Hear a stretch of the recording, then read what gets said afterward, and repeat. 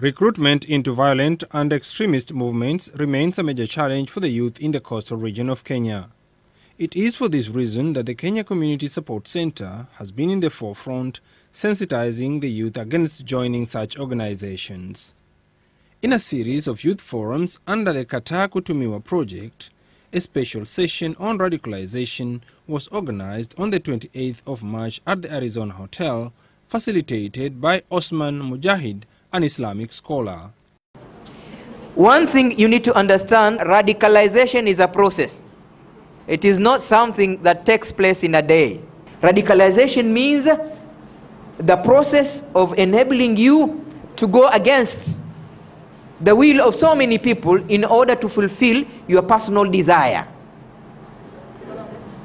It is the process of intoxicating yourself in order to fulfill your personal desire. The people who radicalize other people have that charm.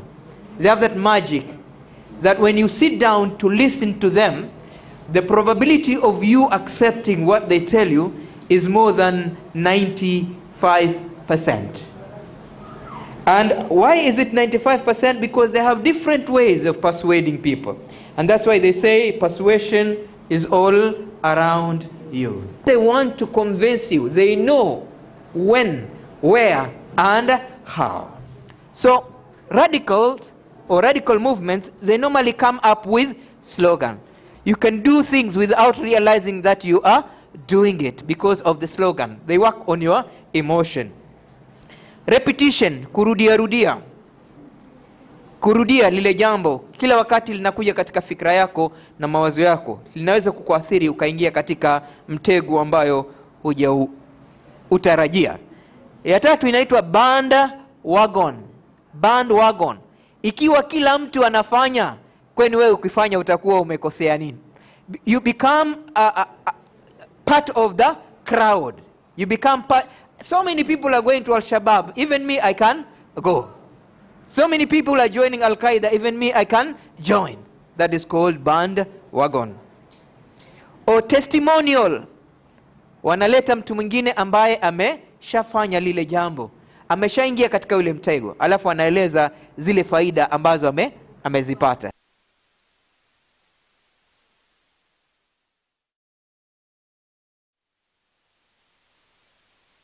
Radicalization is in 4 stages. And the earlier you discover, the better. The first stage is known pre-radicalization. Pre-radicalization, making an individual feel empty. And these people are very good. And they will be readily available so that they go for the help. The second stage in it was conversion and identification. You are now indoctrinated. They take you to the action ground. Action ground is where now they will train you, give you military training, and give you a gun. It is not a one-day event. It takes about 3 months for someone to be now ripe as an Al-Shabaab soldier because of the training that they take you through. And for you to reach the rank of Amurabi, they call it Amurabi, it has to take you 6 months. So it is something that you go through and then finally you become really a radical. Quality ya kwanza, you must be proactive, not reactive. Proactive ni kusema kwamba you keep your ear on the ground and your eyes on the sky so that you notice every movement in your village, in your family, in your neighborhood, so that you can be able to give preventive instead of curative strategies. Number 2, always start with the end in mind. If you decide now to become a youth who is very active outside there, correcting your life and other people's life, what will be the outcome? First thing first. Do the first thing first. And what is the first thing? Get the knowledge on extremism. Get the knowledge on development. So that ukizungumza na watu unawapatia expert opinion. Apart from being emotional appeal na kadhalika, unapata expert opinions. Number 3.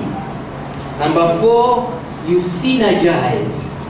network, collaborate, form a coalition of effort to reduce radicalization. Look for helping hands. Look for people who share the same vision with you. Look for people who have same objectives with you, organizations, individuals, so that you work together. That will give you more strength, will give you more energy to keep on working.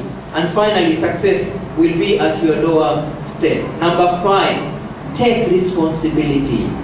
Take it as a personal responsibility. Don't do it for somebody. Na mwisho, kila wakati tia makali kisu chako. Na kisu cha maendeleo kinatiwa makali na nini? Na elimu, na ujuzi, na habari, na uwerevu, na kadhalika. These are called 7 qualities of an efficient youth.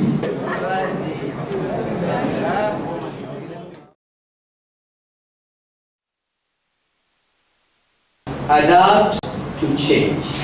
Adapt to change. Kubali kwamba ulimwengu umebadilika. Kuna mabadiliko katika ulimwengu. Kuna mabadiliko katika fikra za watu. Kuna mabadiliko katika maendeleo ya watu. Accept that. Na kuchange you need cash. Cash means what? K, knowledge. Knowledge. A, attitude. The right attitude. You must be hungry for you to look for food. You must be getting worried about how young people are dying for you to stop them from dying. S, you must sacrifice.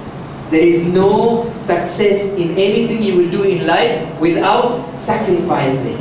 Sacrifice your time to go to the mosque and talk to people. Sacrifice your time unaenda maskan unazungumza na vijana.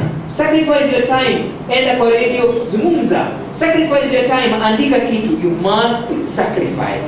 Yes. And then the H, adapt good habits. Adapt good habits. So that you become a role model. So that other people can see you are a good young person. Champion number 2, that was adapt to change. Number 2 is always believe you can do it.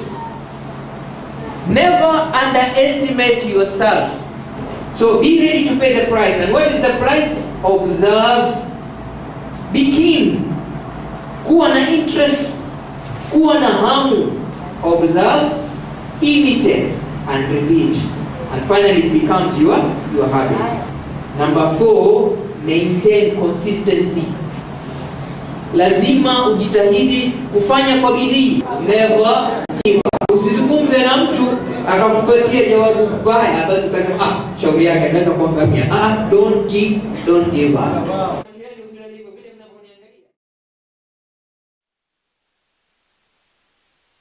Something somewhere need to be discovered. We need to undertake a special journey of self-discovery. Sit down. Spend 15-30 minutes. Ask yourself, have I done enough in my life to improve on the way I live at the moment? Have I exhausted every possibility of me becoming a better person in this world? Have I used every ability, every opportunity at my disposal for me to become a better person than I am now? Is there anything else I could do? Is there anybody else I could talk to? And believe me, the moment you discover that, your life is done. Yes. Mimi naitwa Jumadari Ali Mtenzi na natoka maeneo ya Likoni. Nimejifunza mambo mengi. Kwanza, my name is Jumandari Ali Mtenzi from Likoni. I have learned a lot today. Besides peace and security, the talks were inspirational and meant to remind us to get back to the right path. We were also taught how to avoid radicalizing elements, as well as how we can help our members avoid these groups. Sasa hiyo ndo ilikuwa ni hamasa muhimu sana ambayo ilikuwa tunajaribu kuelezewa ni njia gani ama utajitambua vipi kwamba wewe uko katika ile nafasi. Pia wewe ni mtu wa kuhamasisha watu chuki lakini hujitambui. Sasa tunaonyeshwa ni njia gani utaweza kujitambua na ni njia gani utaweza kujitoa na ni njia gani utaweza kuwa katika mtu mzuri. Kwa majina mimi naitwa Kashi Isa. Natokea eneo la Island hapo kwamba ni Vita. Okay, mafunzo ya leo yamenifaidi kwa njia. My name is Kashi Isha from Vita. I have learned that youth should be courageous and confident enough to face life. I get disappointed quite easily, but now I understand that I can still do something to improve my life. As youth, we easily become used by leaders because they know we are powerful, but if we refuse to be used, peace will prevail. We also need to sensitize those who did not have a chance to attend this forum. Tukienda mashinani pia tuelimishe wale vijana wengine ambao kwamba hawajapata hii elimu. Naamini kuwa mambo yaweza kubadilika na radicalization inaweza kuisha. Kwa majina naitwa Vincent, natoka Kisauni.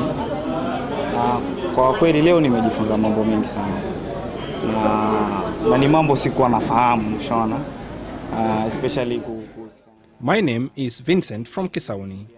I was not aware of the things that I have heard today, especially in regard to radicalization. The tutor did a great job in letting us know radicalization methods and how we can identify radicalizers and resist them. We also need to sensitize fellow youth to avoid being corrupted by such people. Tuambie vile watu wanatumia, si wale wakubwa madini, si politician, shaona watu kama hao wanavyo corrupt mind ya youth, kubelieve kwamba ukifanya kitu fulani ndio sawa na ukifanya kitu fulani si sawa.